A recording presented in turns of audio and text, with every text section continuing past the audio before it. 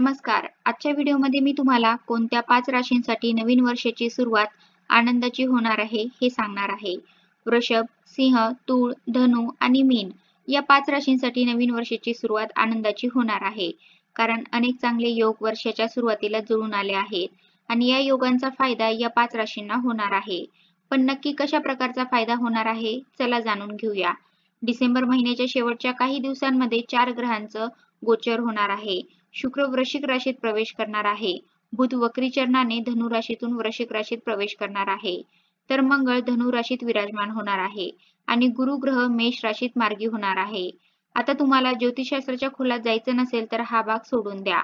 पण या 4 ग्रहांच्या गोचरामुळे लक्ष्मीनारायण, बुधादित्य, आदित्य मंगल योग असे चांगले राजयोग जुळून आले आहेत.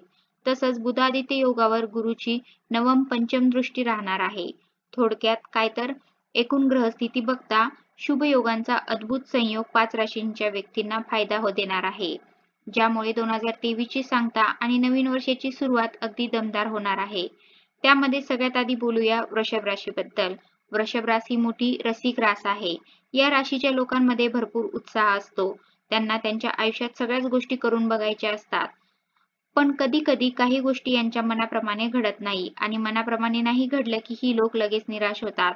वृषभ राशीच्या लोकांनी निराश न होता नवीन वर्षाचं स्वागत आनंदाने करायचं आहे. कारण जरी 2023 मध्ये त्यांच्या मनाप्रमाणे काही घटना घडल्या नसतील तरी त्या 2024 मध्ये घडतील असं दिसतंय. वृषभ राशीची वर्षाची सांगता खूपच शुभ होणार आहे आणि नवीन वर्ष नवीन आनंद घेऊन येणार आहे. मित्र खूप फायदेशीर ठरणार आहेत. मित्रांच्या मदतीने कोणतंही प्रलंबित काम तुम्ही पूर्ण करण्यात यशस्वी व्हाल. जे राजकारणाशी संबंधित आहेत त्यांना काही महत्त्वाच्या जबाबदाऱ्या मिळू शकतात.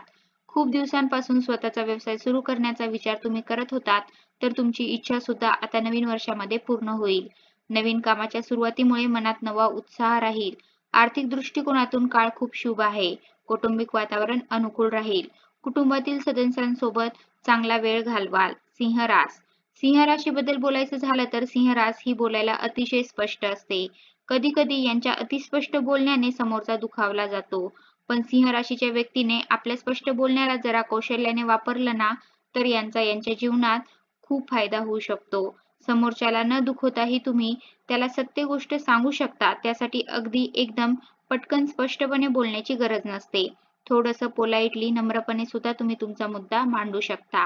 ही एवढी एक गोष्ट जर सिंह रास शिकली तर सिंह राशीच्या लोकांमध्ये भरपूर चांगले गुण असतात. जे त्यांना आयुष्यात पुढे घेऊन जातात. सिंह राशीसाठी सुद्धा या वर्षाचा शेवट आणि नवीन वर्ष 2024 ची सुरुवात सौभाग्यकारक ठरणार आहे. अनेक मोठ्या समस्या सुटू शकतात. प्रलंबित काम पूर्ण झाल्याने दिलासा मिळू शकेल. व्यावसायिकांना अपेक्षित यश मिळेल. जमीन आणि मालमत्तेशी संबंधित वाद प्रभावशाली व्यक्तीच्या मदतीने मिटतील. तुम्ही तुमच्या जोडीदारासोबत आनंददायक असा वेळ घालवाल. तूळ रास. सगळ्या गोष्टींमध्ये समतोल साधण्याचा प्रयत्न करणारी तूळ रास असते. तूळ राशीचे लोक तसं तर समोरच्याला दुखावत नाहीत. त्याचबरोबर आपल्या प्रत्येक गोष्टींमध्ये समतोल कसा राहील यावर भर देतात. तूळ रास ही सुद्धा शुक्र ग्रहाची रास आहे. त्यामुळे ही रासही चांगल्यापैकी रसिक असते. तूळ राशीच्या लोकांकडे अनेक चांगल्या चांगल्या क्वालिटीज असतात. चांगले चांगले गुण असतात. त्यांना सगळ्या गोष्टींमध्ये भरपूर रस असतो. नवीन काहीतरी शिकण्याची सुद्धा आवड असते. तूळ राशीच्या लोकांनी त्यांची हीच गोष्ट आता 2024 मध्ये वाढवायची आहे.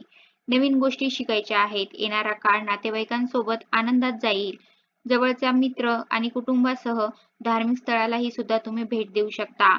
नोकरदार लोकांना नवीन आणि चांगल्या नोकरीच्या संधी मिळतील. नोकरदारांसाठी हा काळ खूप चांगला आहे. उत्पन्नाचे अतिरिक्त स्रोत सुरू होऊ शकतात. खूप मान सन्मानही मिळेल. नशीब पूर्ण साथ देईल. सर्व नियोजित कामं पूर्ण होतील. पूर्वीच्या कोणत्याही योजनेत केलेल्या गुंतवणुकीचे फायदे होतील. वैवाहिक जीवन खूप आनंददायी असणार आहे.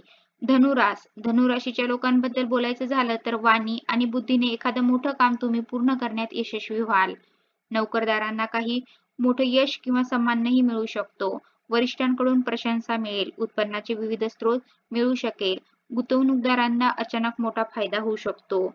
व्यवसायाशी संबंधित अपेक्षित यश मिळू शकतं. जोडीदारासोबत वेळ घालवण्याच्या अनेक चांगल्या संधी सुद्धा तुम्हाला मिळतील. आता बोलूया मीन राशींबद्दल. मीन राशीला जरी 7.5 चालू असली तरी सुद्धा येणारा काळ आनंददायी ठरू शकेल. तो आनंद जो खूप दिवसांपासून मिळवण्याचा तुम्ही प्रयत्न करत होतात तो आनंद मिळेल. करिअर आणि व्यवसायात अपेक्षित यश मिळेल. परदेशी करिअर किंवा व्यवसायासाठी प्रयत्न करत असाल तर या बाबतीत काही मोठं यश मिळू शकतं. घर आणि ऑफिसमध्ये नोकरदार महिलांचा सन्मान वाढेल. एखाद्या प्रभावशाली व्यक्तीशी भेट होण्याचे योग आहेत, ज्याच्या मदतीने भविष्यात फायदेशीर योजनांमध्ये सहभागी होण्याची संधी मिळू शकते. प्रेम जीवनात विश्वास आणि जवळीक वाढेल. वैवाहिक जीवन खूप आनंददायी असणार आहे. या त्या 5 राशी होत्या ज्यांच्या नवीन वर्षाची सुरुवात आनंददायी असणार आहे.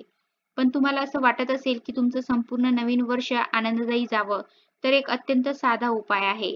तो उपाय करून बघा. तुम्ही तुमच्या नवीन वर्षाची सुरुवात कशी करता? 31 डिसेंबरच्या रात्री पार्टी करता का? 31 डिसेंबरच्या रात्री भरपूर धिंगाणा घालता का? पण तुम्ही जर तुमच्या नवीन वर्षाची सुरुवात एका खास पद्धतीने, विशिष्ट पद्धतीने केली तर येणारं नवीन वर्ष तुमच्यासाठी नक्कीच चांगलं ठरेल. सुरुवात कशी करायची आहे? 31 डिसेंबरच्या रात्री अगदी 12ला 10 मिनिटे कमी असताना तुम्हाला शांत बसायचंय. उगाचच कुठेतरी पार्टीमध्ये धिंगाणा घालत 1, 2, 3 असं काउंटिंग करत वेळ वाया घालवण्यापेक्षा स्वतःसाठी 10 मिनिटे काढायची आहेत. डोळे झाकून शांत बसायचं आहे आणि या गेलेल्या वर्षांमध्ये तुम्हाला काय चांगल्या गोष्टी मिळाल्या, कुठल्या वाईट गोष्टींनी तुम्ही चिंतित झालात, याचा क्षणभर विचार करायचा आहे. त्यानंतर उरलेल्या 5 मिनिटांमध्ये ईश्वराचं स्मरण करायचं आहे. ईश्वराचं नामस्मरण करायचं आणि येणारं नवीन वर्ष चांगलं जावं, तुमच्यासाठी, तुमच्या कुटुंबासाठी सुख समृद्धीचं जावं यासाठी प्रार्थना करायची आहे. येणारा नवीन दिवस तुमच्यासाठी अनेक चांगल्या घटना घेऊन येवो, सकारात्मकता घेऊन येवो अशी प्रार्थना ईश्वराजवळ करायची आहे. या प्रकारे फक्त 5 मिनिटे काढायची आहे आणि ईश्वराचं नामस्मरण करत करत नवीन वर्षामध्ये पदार्पण करायचं. त्यामुळे तुमचं नवीन वर्ष नक्कीच चांगलं जाईल. जर तुम्ही ईश्वराचं नामस्मरण करत नवीन वर्षात पदार्पण केलं तर तुम्हीच विचार करा की तुमच्या येणाऱ्या या नवीन वर्षामध्ये तुमच्यावर ईश्वराची कृपा राहील की नाही. तुम्ही जर ईश्वराजवळ प्रार्थना केली की येणारं हे नवीन वर्ष माझ्यासाठी सुख समृद्धीचं जाऊ दे आणि माझ्या हातून कुठलंही वाईट कृत्य घडू देऊ नकोस, अशी प्रार्थना ईश्वराजवळ केली, सद्बुद्धी ईश्वराजवळ मागितली, तर ईश्वर तुमच्यासाठी या नवीन वर्षात आनंदच आनंद भरेल, यात काही शंकाच नाही. धन्यवाद.